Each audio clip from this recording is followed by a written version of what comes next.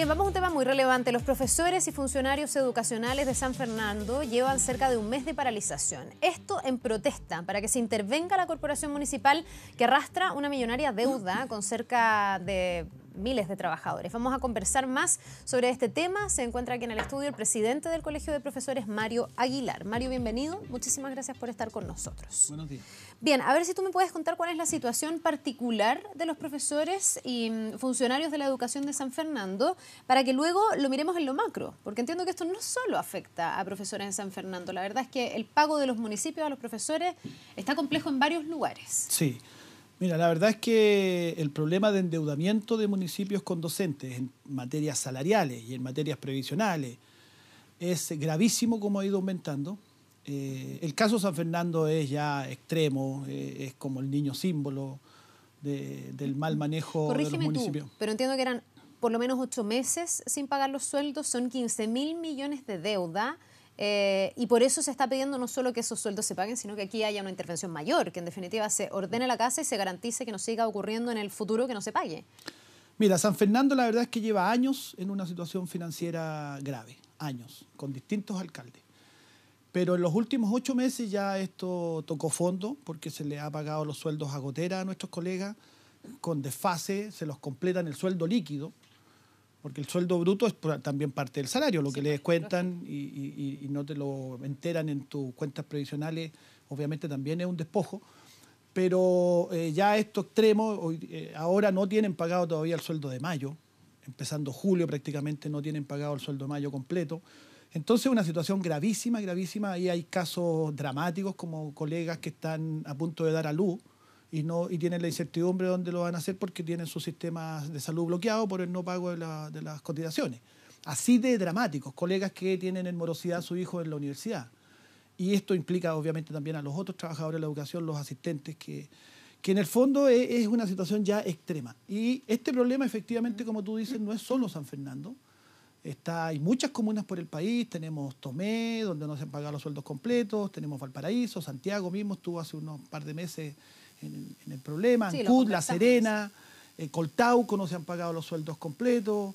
Mario, ¿cómo se llega a esa situación? ¿Por qué ocurre que los municipios empiezan a tener deudas con un derecho y algo que es de acceso primordial, digamos, de las personas y del público al que atienden esos mismos municipios, que es la educación? ¿Por qué se toca eso que es la médula, junto con la salud probablemente, de la gestión municipal cuando los municipios son sostenedores? Bueno, hay problemas estructurales, hay serios problemas de financiamiento, hay mala gestión, hay negligencia, hay pago a favores políticos, hay una suma de factores, pero en definitiva el sistema de municipalización ha sido un fracaso absoluto y rotundo. Pero no es solo porque lo administran los alcaldes, es el sistema, el tipo de sistema, el tipo de financiamiento, la concepción de lo que es la educación pública, lo que está mal diseñado y lo que ha llevado a esta crisis. Y que lamentablemente con el proyecto de municipalización que está en el Congreso, de nueva educación pública, no se corrige porque mantiene el mismo sistema de financiamiento. Va a cambiar quién administra. Y uno puede decir, bueno, hay alcaldes tan irresponsables que será bueno sacarlos de la gestión. Claro, perdona, porque lo que uno entiende es que el alcalde tenía que destinar estos recursos a pagar las remuneraciones y a lo mejor tenía otro hoyo en el municipio y destinó esos fondos ya a la salud, por ejemplo, donde también tiene una crisis. Entonces, que en ese bicicleteo finalmente se termina descuidando el ámbito educativo. Pero tú me dices que pese a que se desmunicipalice, seguiría pasando lo mismo. ¿A qué te refieres? Claro, porque ella no sería el alcalde el que distribuye los fondos. Exacto. Hay mucho de negligencia, hay mucho de pago a favores políticos. El caso de San Fernando ya es derechamente corrupción. O sea, estando en plena crisis seguía contratando gente por pagar favores políticos. O sea, tú dices que se han desviado fondos que iban destinados al pago de sueldos de profesores a pagar favores políticos, a contratar gente. A contratar gente en la misma corporación, pero gente que no era necesaria, funcionarios y gente con la que se ha destinado más bien al pago de favores políticos. Ya. Pero, al margen de eso, cuando tú tienes un sistema que se financia vía voucher, cuando la educación pública la financia vía voucher, que es el subsidio a la demanda, le entregas un financiamiento inestable y normalmente insuficiente además. ¿Ya? Solo en los últimos años se ha inyectado gran cantidad de recursos a la educación pública, mediante fondos especiales, los FAEP y otros fondos, pero el financiamiento permanente de la educación pública depende de los vaivenes del mercado, depende de la captación de clientes. Y la educación pública no debe financiarse por ese mecanismo. Eso está más que estudiado más que probado. La educación pública, en los países que han intentado el voucher como mecanismo, ya casi todos vienen de vuelta. Chile es el único país, o uno de los muy pocos, que persiste en ese modelo de financiamiento para la educación pública. La educación pública tiene una finalidad distinta, especial, debe privilegiarse, eso hacen casi todos los países del mundo y sin embargo en Chile no ocurre eso, se le iguala con la educación particular y se le hace competir en un mercado. Detallemos un poquitito lo que es el voucher, porque a lo mejor la gente no tiene por qué entenderlo. Tú te refieres a que aquí hay un incentivo finalmente a la demanda y que al alumno es al que finalmente se le termina otorgando esta subvención, entonces un colegio que tiene más matrícula va a tener más dinero, uno que tiene menos va a tener menos dinero y así. Y en el fondo, si los alumnos empiezan a cambiar, por eso los colegios compiten, por captar más alumnos. Por eso, es lo que yo digo, compiten por captar clientes. En vez de entregarle fondos basales de forma estructural a los colegios públicos. Claro, y además el pago de las subvenciones por la asistencia de los alumnos. Entonces tú castigas a los colegios más pobres, donde hay más ausentismo, castiga a los colegios rurales, donde por distintas razones los alumnos son más inestables en su asistencia, castiga a los colegios donde hay, por ejemplo, niños que trabajan en las temporadas de la fruta o jóvenes. Entonces, castigas justamente a los más vulnerables, a los colegios que tienen más necesidades, con base a ese sistema de financiamiento. Y los obliga a entrar en un mercado educativo y en una lógica de competencia. Y la educación pública debe sacarse de esa lógica para que se pueda desarrollar. El deterioro de la educación pública tiene que ver con mala gestión de los alcaldes en muchos casos, pero tiene mucho más que ver con un problema más estructural y más de fondo. Y el proyecto de educación pública que está en el Congreso, que hicimos una consulta hace un par de semanas nosotros, donde el 80% de los profesores rechazó ese proyecto, y se rechaza precisamente porque estos problemas estructurales no se asegura que queden resueltos. Ahora bien, además, para peor, ese proyecto, a propósito de San Fernando y a propósito de todas las comunas donde hay graves problemas de endeudamiento, no resuelve, no deja resuelto, no asegura que se resuelvan estos problemas de endeudamiento. O sea, puede darse aquí que se traspase a los profesores al nuevo sistema, a los servicios locales de educación, sin haber resuelto las deudas, y por lo tanto eso se va a hacer prácticamente incobrable y se va a originar una deuda histórica 2. Así de grave es lo que puede llegar a ocurrir con cómo se está tratando esta ley. Tú me contabas que ayer se habían reunido con la ministra de Educación. Sí. Me imagino que este fue uno de los puntos que hablaron. No sé si la ministra les da alguna garantía de que esto no ocurra, esta posibilidad de una deuda histórica 2, de que finalmente al cambiar de sistema se diga, bueno, esto es impagable porque ya está tal cantidad la plata que se debe que no tenemos cómo sustentarle, por lo tanto partimos con esta deuda en el nuevo sistema. No, no nos da garantía. No nos da garantía. Tuvimos una larga reunión, 3 horas. ¿Qué les dijo la ministra respecto de este proyecto que se está... Nos dice que el Estado tiene problemas en hacerse cargo de recursos que ya entregó, que habrían restricciones legales, que si las platas ya se entregaron y los alcaldes las administraron mal, ya no es responsabilidad del Estado, que están preocupados, que están buscando soluciones, pero en concreto no nos dio una respuesta, quedamos de seguir conversando el tema. Nosotros le dijimos con mucha claridad, si este tema no se resuelve, aquí va a arder Troya. O sea, imagínate lo que significa para nosotros como gremio que miles de colegas nuestros pasen al nuevo sistema con deuda y prácticamente eso se haga impagable. Eso es absolutamente inaceptable. Nosotros hoy día tenemos Asamblea Nacional, yo de aquí de esta entrevista me voy al inicio de nuestra Asamblea, y este es uno de los temas centrales que se va a tratar. Hay ánimo de movilización porque imagínate la molestia que existe. Hubo un paro regional ya en la 6ª región en apoyo a los colegas de San Fernando, fue tremendo el paro. La marcha más grande en la historia, nos decían los propios periodistas locales que se había visto en San Fernando. 5.000 profesores marchando por las calles en apoyo a sus colegas de San Fernando, vinieron de toda la región. Ahora, para que esto se zanje, ¿qué debiese pasar? Porque, tenemos este proyecto de nueva educación pública que se está tramitando, que propone este cambio de sistema hacia estas corporaciones que van a ser las que se van a cargar de los colegios y ya no los municipios, como pasaba hasta el día de hoy, o estos consejos creo que se llaman en la nueva ley. Tú me... Servicios locales de educación. Eso, servicios locales de educación. Pero tú me dices que eso por sí mismo no lo resuelve. ¿Qué debiese pasar? Que en ese proyecto también se comprometan nuevos recursos para saldar las deudas que se tienen con los sueldos, con las imposiciones de los profesores. Por supuesto. ¿Y eso cuánto vale, condición Mario? sine qua non. Está Nosotros claro, estimamos... porque ahí son muchos recursos los que ya se han invertido en educación, que es el argumento de la ministra, y es cierto, se ha ido incrementando bastante. Sí, pero los profesores no somos responsables de la Por mala eso, gestión. ¿por qué van a pagar los profesores ese costo? Pero me pregunto, ¿cuál es ese costo? Nosotros tenemos una estimación gruesa, que estamos afinándola, el Ministerio lamentablemente no tiene los datos, cosa que nos parece también bien inconcebible, pero nosotros estimamos en unos 150.000 millones el tema de deudas previsionales y salariales con los docentes.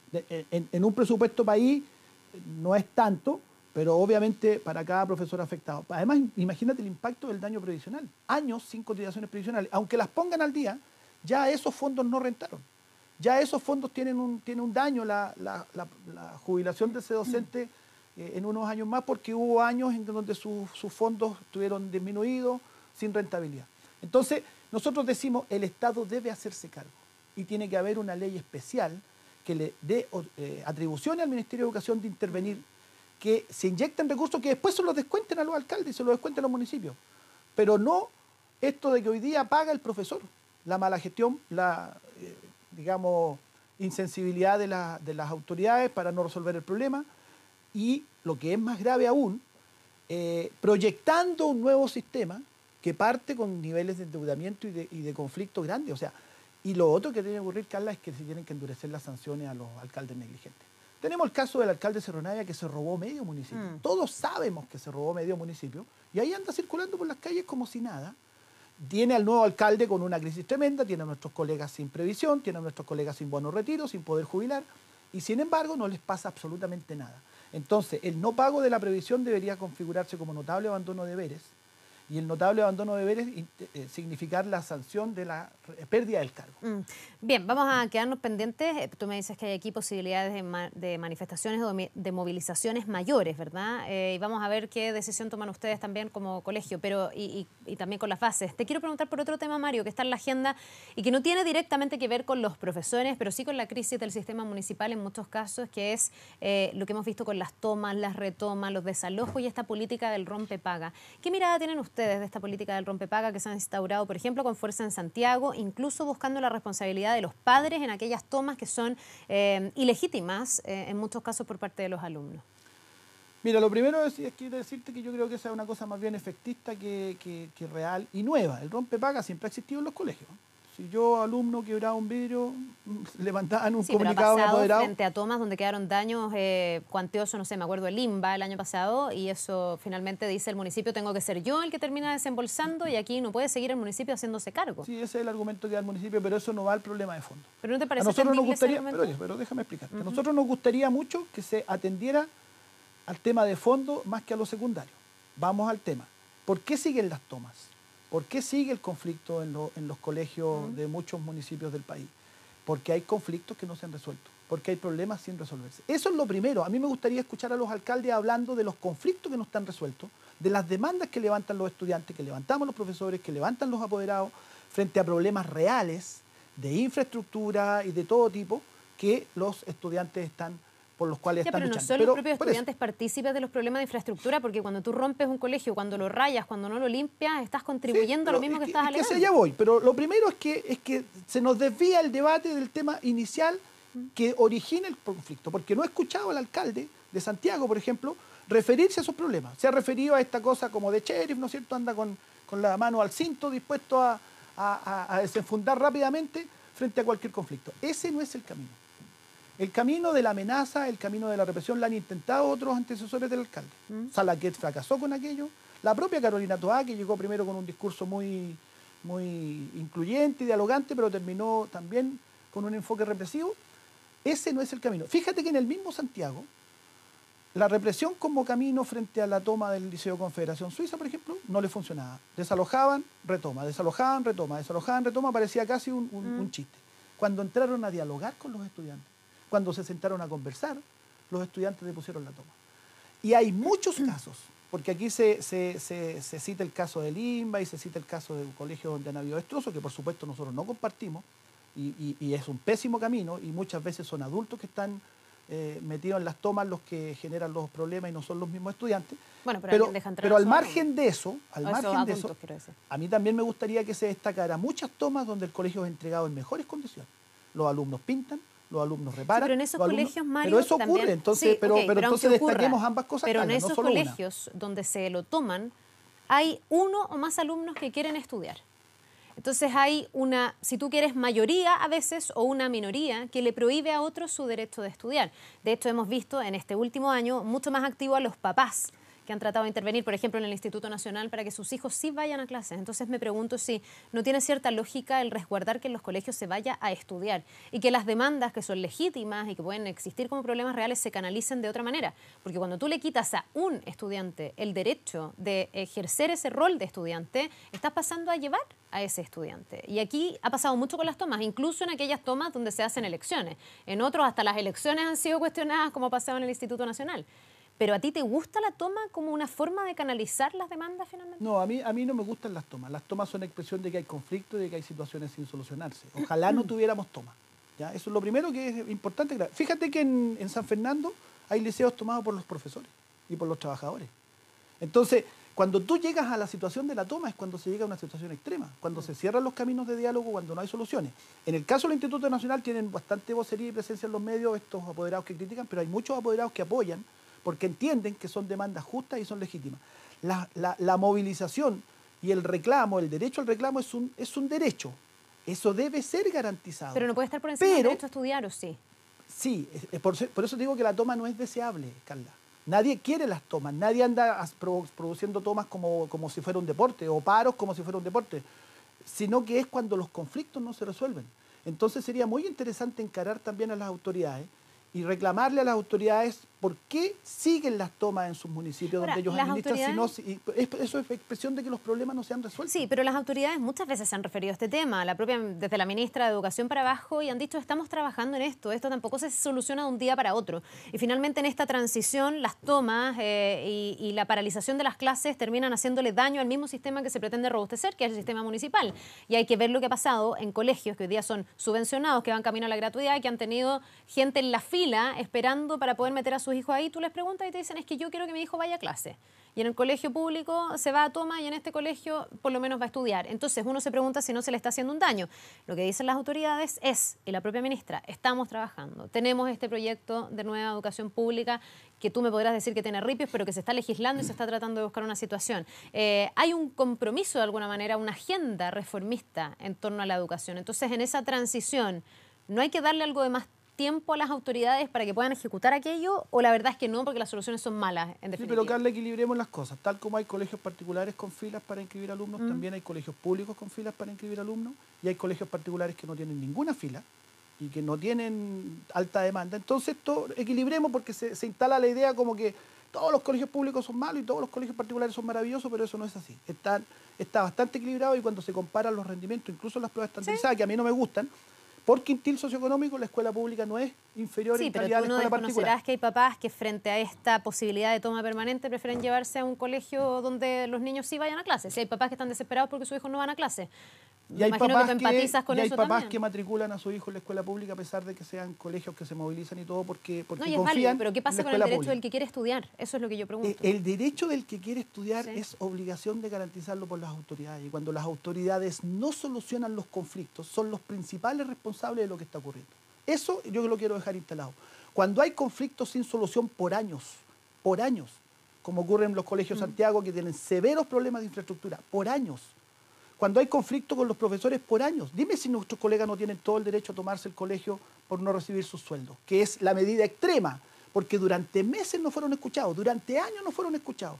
Y como medida extrema se llega a estas movilizaciones y se responsabiliza a los que se movilizan en vez de responsabilizarse a aquellos que teniendo las facultades y teniendo el poder y teniendo la obligación de resolver los problemas no lo hacen.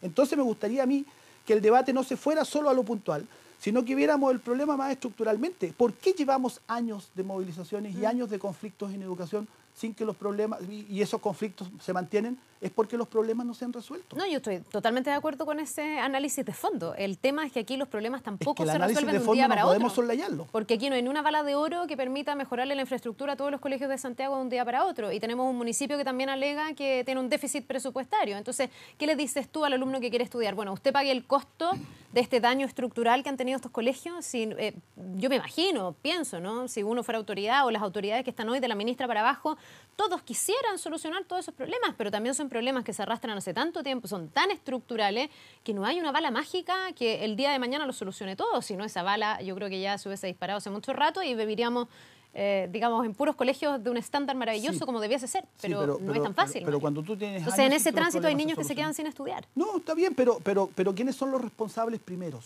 Son sus compañeros que se movilizaron erradamente, con excesos, todo lo que tú quieras, pero se están movilizando por buscar soluciones, o son los responsables las autoridades que no dan soluciones. Las autoridades son los primeros responsables de lo que está ocurriendo con la educación, quienes tienen poder para tomar decisiones. No vas a ir a responsabilizar a un dirigente de un centro de alumnos de los problemas de la educación chilena. Y ese es el despropósito, que hay gente que por años no ha hecho lo que tiene que hacer, autoridades, parlamentarios, ministros, subsecretarios. ¿Pero eso qué significa? Que si tú fueras el alcalde de problemas. Santiago, Mario, y hubieses heredado también estos problemas o fueras parte, incluso responsable de los problemas, ¿dejarías que se tomaran un colegio infinitamente y que los que quieren estudiar no puedan estudiar? Porque también para la autoridad es complicado. Aquí también hay papás que le reclaman a la autoridad. Estoy poniendo en este caso el ejemplo de Santiago porque es donde se ha aplicado con más fuerza este rompepaga, digamos. Pero se le dice al alcalde, bueno, yo creo que mi hijo estudie. ¿Qué harías tú entonces como alcalde? Porque, insisto, esto no es algo que se vaya a solucionar de un día para otro. Que mañana se puedan tomar medidas extraordinarias que arreglen todos los problemas que arrastra la educación municipal. Yo te puedo asegurar qué cosa no funciona, que el camino de la represión. No funciona. O sea, ¿tú dejarías que las tomas decanten por sí mismas? No, te estoy respondiendo. El camino de la represión no funciona. Lo probó Salaquet, lo probó Toá, lo está probando el mismo, porque con la amenaza del rompepaga, con el desalojo permanente se han terminado los conflictos, no se han terminado. En cambio, mira Providencia, y me voy a un ejemplo de un alcalde de derecha también, tan de derecha como Alessandri. Entró por el camino del diálogo y le ha ido mejor. Entró por el camino de buscar soluciones a los conflictos, de conversar con las comunidades educativas y le ha ido mejor. Entonces ese es el camino, aunque es menos efectista, aunque aparecer con la pistola al cinto y amenazando a veces reditúa en lo inmediato y hay gente que cree que esos caminos pueden ser soluciones, no son soluciones. Fíjate que en todo el conflicto que viene de la educación por años, esto partió, ubiquemos en el 2006 con la Revolución Pingüina, el 2011, la revolución de los universitarios, después el conflicto docente, 2014-2015, eso muestra que no está resuelto los problemas de la educación chilena. Y si está hoy día una ley discutiéndose, si hay más recursos para educación, si el tema de educación se puso en el tapete, fue única y exclusivamente por las movilizaciones. O si tú crees que si no hubiera habido marcha, toma, y todo lo que ha habido este año, la educación estaría puesta hoy día en el centro. Me pregunto entonces si eso no es suficiente. No deslegitimemos un camino cuando la gente no tiene soluciones a sus problemas, cuando se agotan las instancias, cuando se cierran las puertas. El camino de la movilización es un camino legítimo. No es deseable llegar a eso. Fíjate que nosotros tenemos posibilidades de que haya paro en las próximas semanas, producto de estos mismos temas del endeudamiento y todos los temas no resueltos. ¿Tú crees que nosotros queremos eso? ¿Tú crees que nosotros nos levantamos en la mañana diciendo, oye, hagamos un paro porque hace rato que no hacemos uno? Se llega a esa medida cuando se agotan las instancias. Le dijimos ayer a la ministra, aquí llevamos 7 meses conversando en 7 comisiones de trabajo y hasta ahora las respuestas son muy pobres. ¿Qué quieres que hagamos hoy día en la Asamblea Nacional? En la Asamblea Nacional los delegados van a venir con mandato de sus bases de que entonces si no hay soluciones a los conflictos reales, nuestros colegas de San Fernando y de todas las comunas que te nombré no reciben sus sueldos. Es un problema absolutamente real, tan dañado en su previsión. Muchos hacen clases además en colegios que se caen a pedazos. En el sur de Chile, a pesar de que la norma exige una temperatura en la sala de clases, no se cumple porque no hay calefacción en muchas salas de los colegios de Chile. Entonces, frente a esos problemas que no se resuelven, ¿qué vamos a hacer? ¿Permanecer pasivos? No queda otro camino más que movilizarse, exigir, levantar la voz, llegar a cierta medida de presión, pero a ese camino se llega cuando se agotan las demás instancias. Y eso es lo que es importante tratar de entender, que el camino represivo no resuelve nada. Eso es lo que yo quiero instalar. Fíjate y dime un caso en que el camino represivo haya solucionado el problema. No sé, el problema sigue estando, digamos. ¿Vía diálogo o represivo? No, vía diálogo tú inicias posibilidades de solución. Vía diálogo sientas a las partes a exponer sus problemas. Bajan las tomas, en el fondo, pero el problema de fondo sigue subsistiendo, que es un problema de lo debilitado que está nuestro sistema municipal de educación. Debería ser todo lo contrario, ¿no? Debería haber incentivos para irse al sistema particular municipal. Tampoco es tan maravilloso. Si tú escudriñas en numerosos, muchos de los problemas que estamos mostrando de la educación pública también se dan en colegios particulares con problemas de infraestructura, también hay conflictos, también hay situaciones que no se resuelven, también hay mala calidad en muchos de ellos. Entonces, no pongamos a los colegios públicos como los colegios con problemas y que el colegio particular todo es maravilloso porque no es así. El conflicto es estructural en la educación chilena. Absolutamente. Bueno, nos vamos a quedar pendientes. Y sobre deuda histórica, conversamos ayer con la ministra, hay un compromiso del ministro Izaguirre firmado y lamentablemente no tenemos solución sobre el tema hasta ahora y no se ha cumplido lo que este gobierno comprometió. No, y tú me dices que hay un riesgo de asumir otra deuda histórica. Imagínate lo grave que es. Así que nos vamos a quedar pendientes a ver si es que ustedes realmente llegan a movilizarse, si toman mayores medidas de presión, como me has esbozado también en esta entrevista, y a ver si es que hay puntos de encuentro para ir resolviendo eso. Uno se pone en el caso de cualquier trabajador, en este caso de cualquier profesor al que no se le paga el sueldo, por supuesto que es algo que apremia y se entiende la desesperación, sobre todo si esto se ha arrastrado durante tanto tiempo. Gracias, Mario. Gracias que por te la vaya invitación. muy bien. Nos vemos. Una buena jornada.